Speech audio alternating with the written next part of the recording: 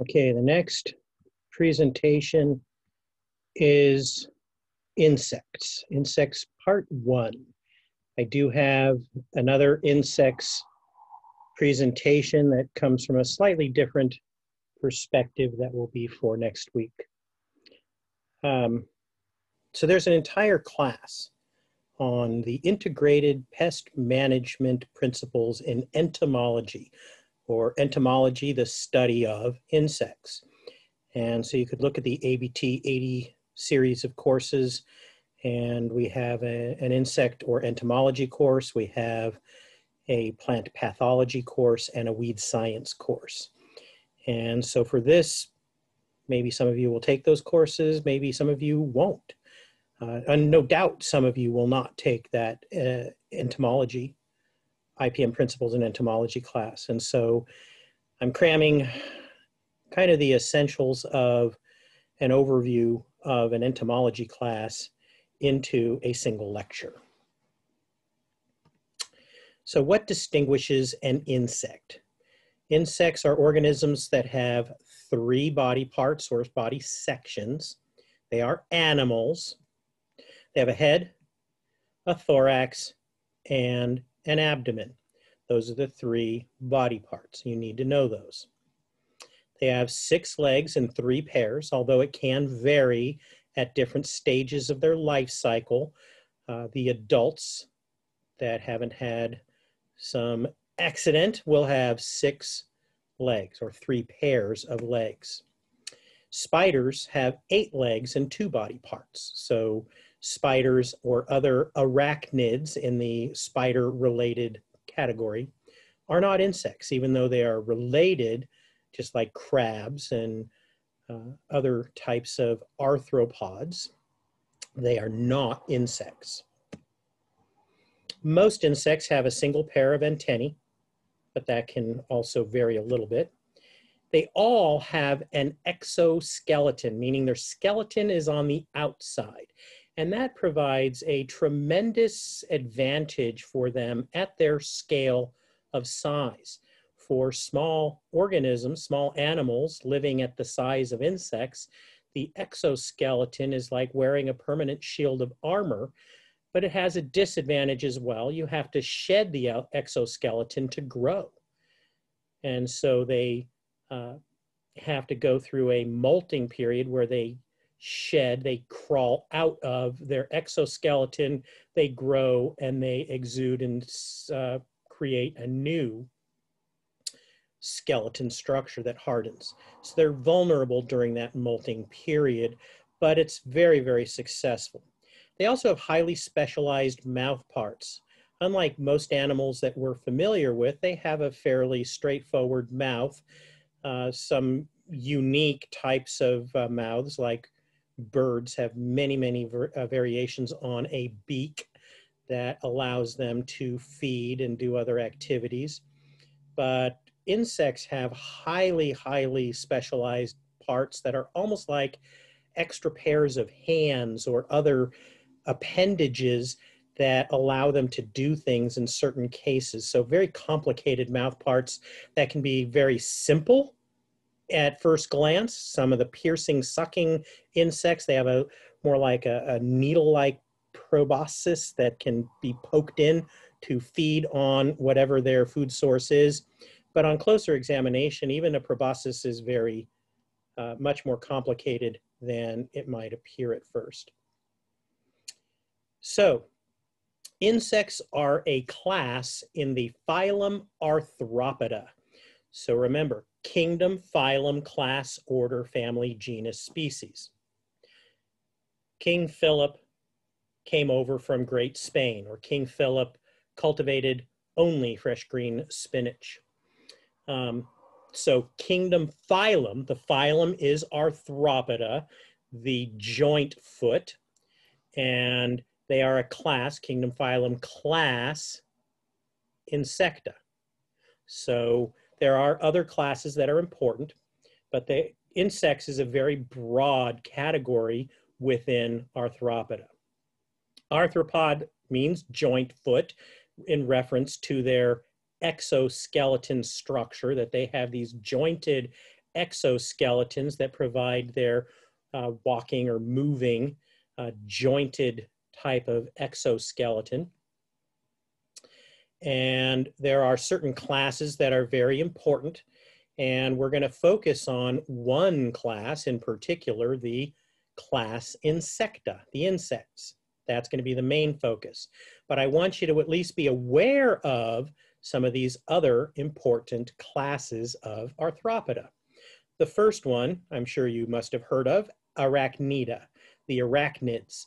And that includes the spiders, mites, ticks, scorpions, and king crabs. So not all crabs, the king crabs or snow crabs are also in the king crab group. So if you go to a restaurant, a seafood restaurant, and you order crabs, there are two categories of crabs. The typical Dungeness crab is the most common that you might eat. And the Dungeness crab is a crustacean, which we'll talk about in a minute, but the king crab or the snow crab is actually more closely related to a spider. And yum, a little bit of garlic and butter and some boiled spider, yum. In agriculture, spiders are the good guys. Mites are the good and the bad guys. There are some beneficial mites and there are some very harmful mites. So spider mites or some other types of mites are things that cause a lot of agricultural damage. So a lot of people think of mites as insects. They are not. All right. So spiders, mites, and ticks are the ones we're most commonly dealing with in this particular class. Then there's the Myriapoda, the many feet. And Myriapoda is now considered a subphylum. It's not a class. There used to be one class with these other two groups of arthropods, but in my adult life, it has been elevated, Myriapoda, the many feet, elevated to a subclass. And so each of the centipedes and millipedes are their own class. And the centipedes are things that tend to be more like hunters. Some of them are poisonous. The ones in California and most of the United States are either not poisonous or the poison is very, very mild, not even a bee sting worth of poison. Millipedes have 2 legs per body segment, whereas the centipedes only have 1 leg per body segment. And the millipedes are more like, I don't know, they're like little walking tanks with lots and lots and lots of legs. And they are very docile, generally decomposers or scavengers of dead material. And both of them are important in the soil ecosystem and decomposition in forest floor environments, things like that. Not too important in agriculture. And then the crustaceans, class Crustacea. This is where you have the Dungeness crabs, or what we usually think of as crabs, lobsters and shrimp, again, more seafood type items. But there are other things within the Crustacea. The woodlice, you might know more by the common name, the pill bug or roly-poly bug. They are a type of crustacean, a terrestrial crustacean. They rarely are a problem in agriculture. If you have huge populations, they can do some minor damage, but mostly they're just minding their own business and feeding upon decaying material. And there are many other minor classes, but I would expect you should know Arachnida, Chelopoda, and Diplopoda.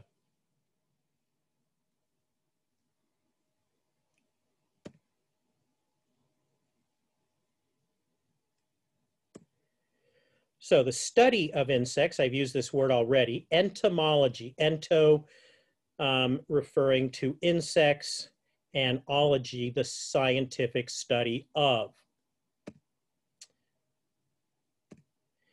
Applied entomology is when we do something for a practical human purpose. So strict basic entomology is a broader sense of studying insects at all different levels, whereas applied entomology is looking at more of a control and understanding their life cycles, understanding how they overwinter, understanding how we can know them better to control them for our human purposes, protecting our homes, protecting our crops, etc. Apiculture is a very specific study of honeybees and honeybee production. And this has become very important in more recent years. Over the last, I'd say, 25 years, there's been ever increasing interest in honeybees and bumblebees and other types of bees because of decline in bee populations around the world, partly due to human activity, insects that are predators on them make a minor problem, other diseases and mites and things like that that have caused problems. There's a whole slew of things that have all added up with our pesticide usage around the world and our human activity probably being the #1 concerns that have resulted in reduced bee populations. And we depend on bees so much in agriculture that it's really important to understand them and study them, not just from the honey production standpoint, but from how they exist in nature as well. We need bees to pollinate our crops. Biological control is an offshoot of entomology, and we're looking specifically at ways to use one organism to control another. So the use of predatory mites to control harmful mites that would eat our crops, or the use of giving a disease to an insect to try to control that insect. Lots and lots of spin-offs. They're parasites, so maybe the release of a parasitic wasp that will lay its eggs on one of the bad guys that's eating our crops. Insect physiology, the understanding of how their body chemistry works, their life cycles, their reproductive cycles. Again, it is a study and understanding of the insects that will ultimately be used in applied entomology. We're trying to study how the insects' life cycles and body systems work so we can figure out a way to better control them and understand them. So arthropods in general are extremely diverse. They are by far the most diverse groups of animals. There are more species of arthropods than any other phylum of animals by a lot. More than 800,000 species of arthropods, more than 80% of all animal species on Earth is some form of arthropod. Not necessarily an insect, that includes the millipedes and the spiders and everything else, the crabs, but still a lot of arthropods. Of all of these, the most successful order is the beetle. It is an insect order called Coleoptera, and there are more species of beetles than all flowering plants combined. So again, one order, one grouping of insects, just the beetles, more species of beetles than all flowering plant species on Earth. Pretty impressive. So why are they so successful? I already mentioned their exoskeleton at their scale provides an armor that helps not only protect them from their enemies, but also from disease. Highly mobile, they can run and walk and jump and fly, and very, very good mobility. High reproductive capacity, so individuals that get pregnant can lay many, many, many, many eggs that can rapidly increase populations, and sometimes their generational cycles can be less than a couple weeks under optimum conditions, so they can reproduce at incredibly high rates.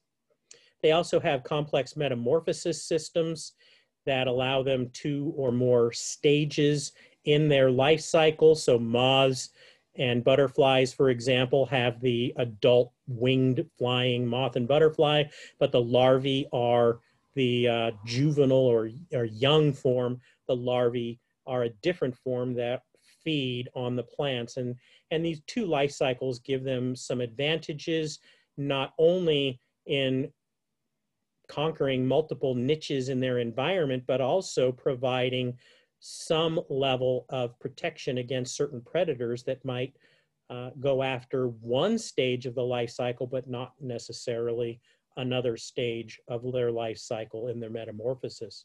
So again, lots and lots of reasons why the arthropods are so successful. They have protective coloration, defensive chemicals, mimicry, all kinds of other adaptive features and camouflage and things that make them extremely suited to their environment. And because of their high reproductive rates, they can evolve very quickly as well. So those are the arthropods, but insects in particular, there are 31 orders of insects, depending on what textbook you read and what year it was printed.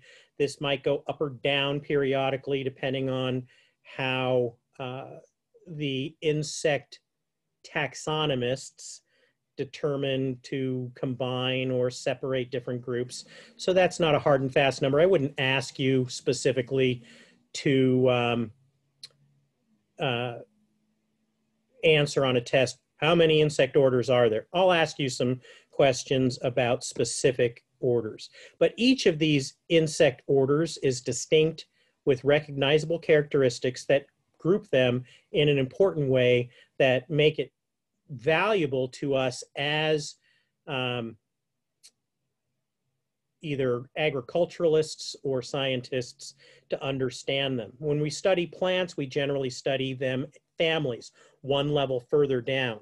In insects, a slightly broader grouping of orders makes more sense. So all of the beetles, for example, are all one order. And we'll look at a select group, a subset of, I think, 9 of these 31 orders that I want you to be aware of. Some of these orders have representatives or members that are harmful to plants. They might chew on the plants. They might suck the plant juices out, rendering them either killing the cells or stealing the nutrients. And many of them are vectors or spreaders of disease. Guess I'm gonna have to shut the window there. That's a little loud still. It's not late enough to be quiet outside. Anyway, when an organism spreads disease, we call it a vector. And there are many insects that spread bacteria or viruses, and that can be a problem. So sometimes an insect could be a vector and it doesn't do any direct damage, or what damage it does is very minimal. It's the spreading of the disease that's the big concern. Some of them harmful to us directly, biting, like fleas and bed bugs and mosquitoes, contaminating our food like weevils and ants, spreading disease. Mosquitoes are one of the biggies for spreading disease, and destruction of our forests. Many beetles are bark boring beetles. As an example, they can do huge damage to forests. We also know about termites that can be problems for our homes. Many of them are beneficial. They pollinate our crops. They decompose wastes to recycle nutrients in the environment. They control other insect pests or non-insect pests. And it's a balance. When you have a good, healthy community, the bad guys are there, the ones that might do harm, but the good guys keep them in check. And we need large populations of the good guys to keep the bad guys from getting out of hand. Food, certainly not only directly as food. Some cultures love things like grubs and other arthropods and especially some insects. Now, in the arthropod group, there's crabs and king crabs and lobster and shrimp. But in the insect group, in our culture, we don't typically eat too many insects intentionally. But in other cultures, there are some insect species that are actually considered staple food items or even delicacies. But even if they're not directly part of our food, maybe they're indirectly part of our food because we eat fish or we eat birds. And what did the fish or birds eat? Maybe a big part of their diet was insects. So they're part of the food chain in what becomes our food. And also fiber, not only because the insects are important in some of the plant fibers, but they might directly make fiber like a silk moth. Silk moths make silk. We turn that into a very highly prized, expensive fabric, silk. So here is the insect order Coleoptera. This is a typical beetle. The head, the thorax. The thorax is actually where the wings and legs all attach, even though it's not clear from this picture that everything is attached at the thorax. It is. And the wings folding back, covering the abdomen, which is underneath these wings. Something that's a little more obvious to see the three parts: the head of a wasp, Hymenoptera, and the thorax with the attachment of the wings and all of the legs, even though, again, you can't see for sure that the legs are all attached here. They are all attached at the thorax, and then the abdomen. So I'm going to take a quick break here.